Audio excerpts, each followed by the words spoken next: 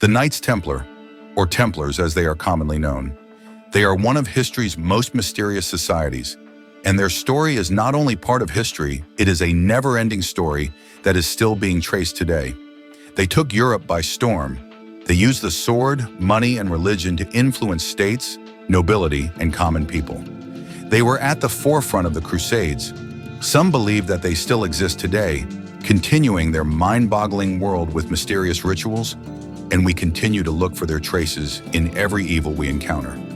Why was this sect founded, which started out as the poor soldiers of Christ? How did they become rich within a few years, while glorifying poverty? Where does the name Knights Templar come from? They lent money to kings, designed governments, and amassed incredible power and wealth. Finally, they were tried in the greatest Inquisition court of the Middle Ages. But did they disappear completely? Let's look for answers to these questions together. Don't forget to like the video, share it, and tell us what you think in the comments. Have a good time. For the Knights Templar, we can say that they are the most mysterious group of warrior monks in history, organized in the 12th century, climbed to the top step by step for about 200 years, and disbanded in the 14th century. They didn't just fight or pray, they managed vast territories through donations, established the first banking system in history, and were at the forefront of the Crusades to lands considered sacred to Christianity. In short, for 200 years, they were at the heart of Europe's financial and political world. They became so powerful that they began to change kings and intervene in the internal affairs of states, until, with this uncontrolled power, they became the fearful dream of European monarchies. With the collaboration of King Philip IV of France and Pope Clement V, they were officially dissolved in 1312. Many people around the world believe that the Templars still exist. At the heart of this belief are some of the Christian sacraments that the Knights Templar are believed to have guarded. There is no small number of people who believe that they excavated under Solomon's temple, that they found the Ark of the Covenant and the Holy Grail, which are important for Christians, that they preserved them by passing them down from generation to generation for centuries, and that they even preserved the lineage of Jesus Christ. As such, the Templars are still an important element of popular culture in the 21st century.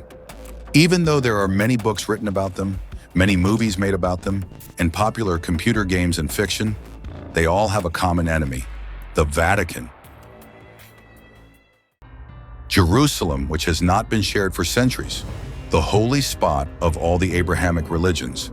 We will not go back to the beginning of everything, of course, but to understand why the Knights Templar were founded, we need to briefly recall the First Crusade, which targeted Jerusalem. Beginning in the 11th century, the Byzantine Empire began to lose control of Jerusalem and other cities considered holy for Christians one by one. The Seljuks, who had consolidated their position in Anatolia, were now a major threat to the Byzantine Empire.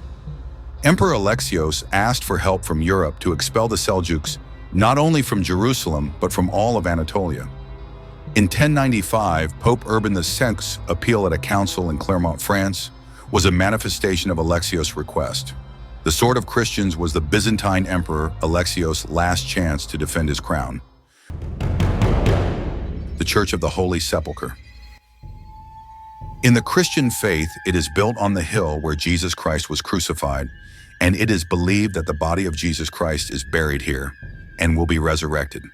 With the Pope's call, preachers all over Europe have begun to inform all Christians of their duty to protect the Holy Land, saying that the tomb of Jesus Christ remains in the hands of infidels. The popes and the preachers' call resonated widely. Many people from various parts of Europe began to come together to save Jerusalem, which the preachers said was flowing with honey and milk from the hands of the infidels. European monarchs, nobles, and commoners mobilized with a large army. As a result of the war, they captured not only Jerusalem, but also many other regions. As a result of this success, 4 new states were established, known as the Crusader states: the Count of Urfa, the Principality of Antioch, the Count of Tripoli, and the Kingdom of Jerusalem. Most of the ordinary people who had taken part in these crusades and set out on pilgrimages to seek forgiveness for their sins returned home after the Crusades, believing that their sins had been forgiven. The kings had already returned home with their armies. The rulers of these new states were left like small islands in the middle of the ocean, surrounded on all sides by Muslim states. They felt insecure, and they were insecure. Their borders were not yet consolidated. They had not yet established their power. Moreover, visitors coming from Europe to see the holy places and make pilgrimages were constantly attacked on the roads. The large amounts of gold and silver they brought for donations were confiscated, and they barely escaped with their lives. In Jerusalem, where they barely reached, they were healed and helped by the Knights Hospitallers and the Knights of the Holy Sepulchre, also a military order. There were other military-based orders founded in those years, such as the Teutonic Knights, the Knights of St. Lazarus, and the Livonian Brothers of the Sword. By 1119, Muslim attacks on Christian pilgrims had increased dramatically. A French knight came to the fore who felt that they should prevent these incidents rather than treat the wounded. Between 1114 and 1116, the French nobleman Hugh de Payens, who had stayed in Jerusalem after visiting the city, and 8 knights related to him by blood or marriage came together. They swore an oath to protect Christian pilgrims in Jerusalem and the Holy Land and formed a structure based on brotherhood. There was also a vow of poverty between them. Although they were noble knights, they would henceforth live according to their faith, not seek possessions, and devote themselves to the safety of Christians. This brotherhood was immediately embraced by Baudouin II, who became king of Jerusalem in 1120. He was already in great need of security. After the establishment of the Kingdom of Jerusalem, Al-Aqsa Mosque was converted into a palace. Baudouin II placed the knights who had no place to stay in the nearest palace, in his own palace, and allowed them to live there. They called themselves the Poor Soldiers of Christ. The Al-Aqsa Mosque was believed to have been built on the site of the Temple of Solomon. These poor soldiers soon became known as the Knights of the Temple of Solomon, or the Knights Templar and the Templars, because they lived there. The founder and first Grand Master of the Templars, Hugh de Payens, traveled to Europe in 1127. His aim was to promote the organization and develop diplomacy between the Crusader states and the West. Although they had been founded only a short time before, they had already begun to grow in power and to establish themselves. The French knight gained a great deal from this trip. Saint Bernard, one of the most influential clergymen of the time, mediated between the Pope and the Templars and got them accepted by the Pope. In January 1129, at the Council of Troyes, they were officially recognized by the papacy. The Knights Templar were the first military order to achieve this. According to Christian belief, you can fight for a religiously just cause, and the Crusades were just such a cause, and the Templars were going to be very useful to them. It was a win-win situation. The Templars were now on institutionally legitimate ground. Thanks to the privileges granted to them by the papacy, they began to grow phenomenally, both religiously and economically. They were responsible only to the Pope. They paid no taxes. They had no responsibility or allegiance to the local powers in the places where they served. They were far from state discipline. Soon after their foundation, they became richer and more powerful than many small kingdoms.